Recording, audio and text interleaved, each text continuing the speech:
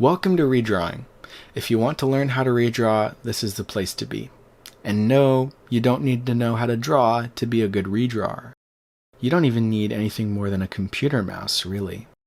Redrawing, abbreviated RD, and also known as retouching professionally, is the process of taking all the Japanese text and making it disappear. There are two main types of text we're concerned with. Dialogue and other stuff that's in balloons or boxes that has a single primary background color we need to clean, and text that's over art, like internal monologue, is an aside or SFX and needs to be completely redrawn. Some people consider cleaning and redrawing different things. Some groups have a person whose one job is to only do the cleaning, which, again, is the easily replaceable text in the boxes that you can just white out in Photoshop, and only consider redrawing removing text that's covering art that you need to remake. So if you ever see the term cleaner or cleaning abbreviated as CL, odds are they're just talking about whitening out the text bubbles. The only reason you would want to have someone else clean the bubbles real quick is if you're in a group where the typesetter does their thing before the redrawer gets in there. When there's tough redrawing and the typesetter already knows where they want to put the text, it can save some of the redrawer's time to do a quick clean of the bubbles, have the typesetting done, and then do the redrawing. In general, though, in the majority of cases, in my experience, you're not saving a ton of time doing the typesetting before the redrawing, and redrawing before the typesetting gives the typesetter more flexibility. So I encourage you to do cleaning and redrawing at the same time, before typesetting, but obviously what works for you works for you. Some manga are more intensive than others. Everyone's got their preferences, so just do you. Anyway, for these tutorials, you'll need Adobe Photoshop, preferably on a desktop. If you've got a tablet or something with Photoshop on it you prefer to redraw with, that's totally fine too. But I really do not recommend using your phone to redraw because phones have very limited processing power. The apps used for redrawing on phones are really lacking in terms of features, and you won't be as productive. I also don't recommend using programs other than Photoshop in general, even on computers. Using Clip Studio Paint is an exception because for the most part, it's what the actual manga authors are using. But for the purposes of redrawing and scanlation in general, Photoshop is best. Most scanlators actually pirate Photoshop. I don't pirate Photoshop because piracy is illegal, and illegal things are bad, and YouTube doesn't like bad things. Anyway, most scanlators pirate Photoshop. 133x.to. Alternatives to Adobe Photoshop include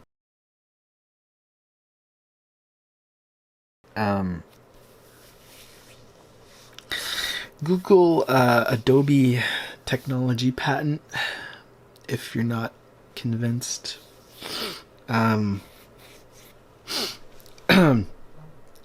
Anyway, in order to redraw, we'll be making use of layers. Using a layered file is critically important. If you listen to nothing else in this guide, at least do yourself the favor of using a program which lets you effectively work with layers and share layered files. This makes the typesetter's job easier, since they'll be able to see where the text goes, and will save you the time you'll inevitably waste on redoing redrawing work if you see a mistake and are only working with a flat file with redrawing you can't fix.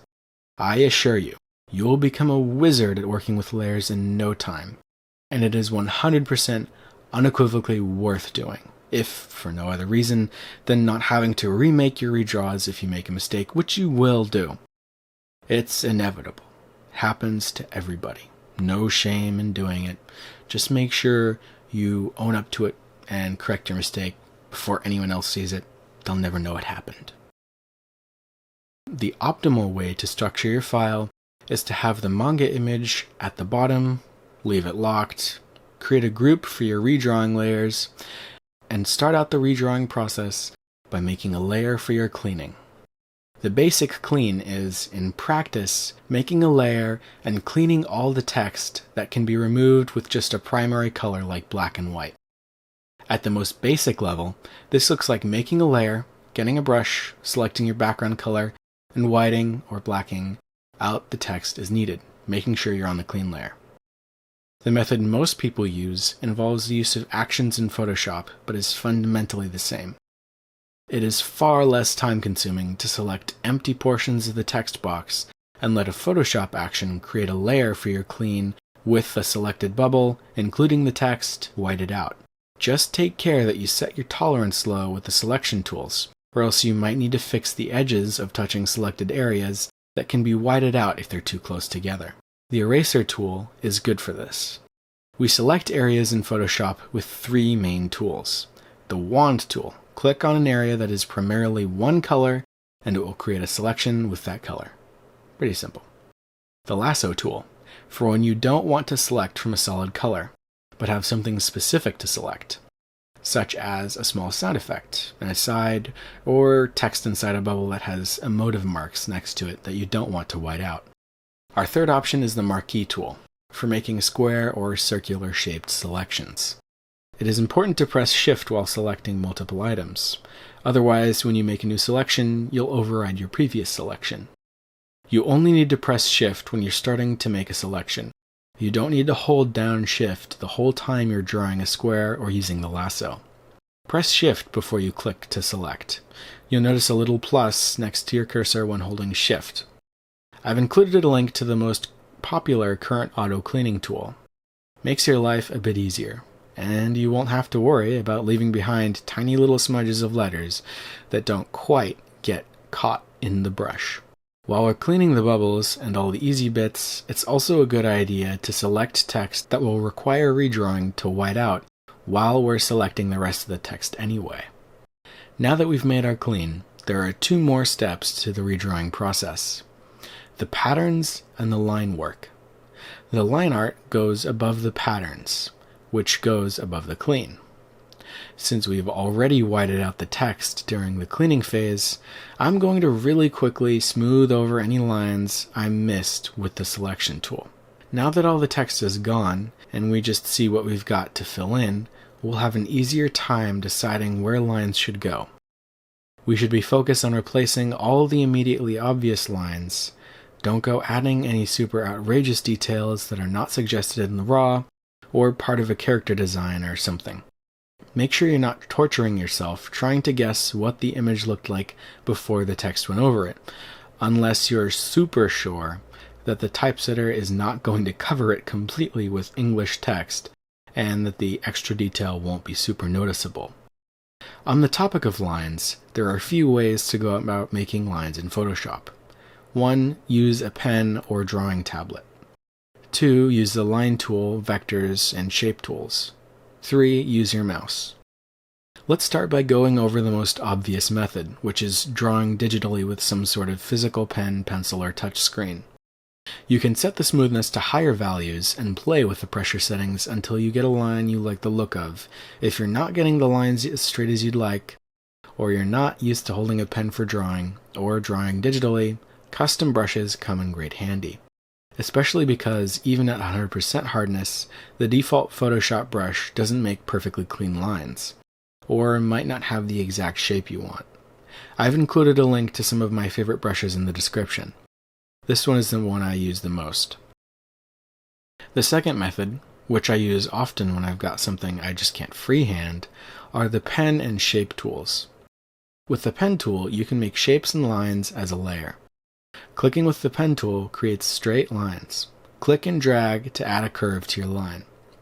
And click the little box the pen tool makes if you don't want the curve of the line segment you just placed to affect the next part of the line.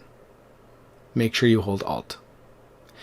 Using the pen tool can be as much a science as art. There are great ways to practice outside of using it in redrawing.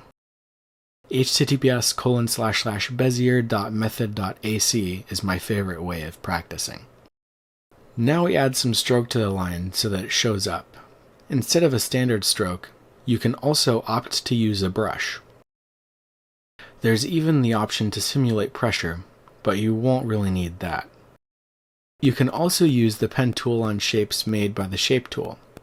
It's a good idea to keep your shapes as separate layers in case you feel like adjusting them later. A good way to organize shapes and letters so that you don't have a ton of them cluttering your redraw area is by making a folder for your line work. A good way to organize your shapes and layers so that you don't have a ton of them cluttering your redraw area is by making a folder for your line work and a folder for your detail work. The third method is basically the same as the first method, but instead of actual drawing materials, you're stuck with a mouse or trackpad. It's a really bad idea to only use mouse, especially when you won't have pressure sensitivity. Just use the pen tool. It's easier. Now that we've got our lines down, it's time to finish up this redraw by adding the details. This is a screen tone. In this tutorial, we're going to go down the two main paths to replace the tones here: the clone stamp tool and content aware fill. The clone stamp tool is basically just copy-paste as a brush. Make sure you enable sampling all layers. Alt-click to select a source, and the stamp tool will output whatever it sees relative to the source you set.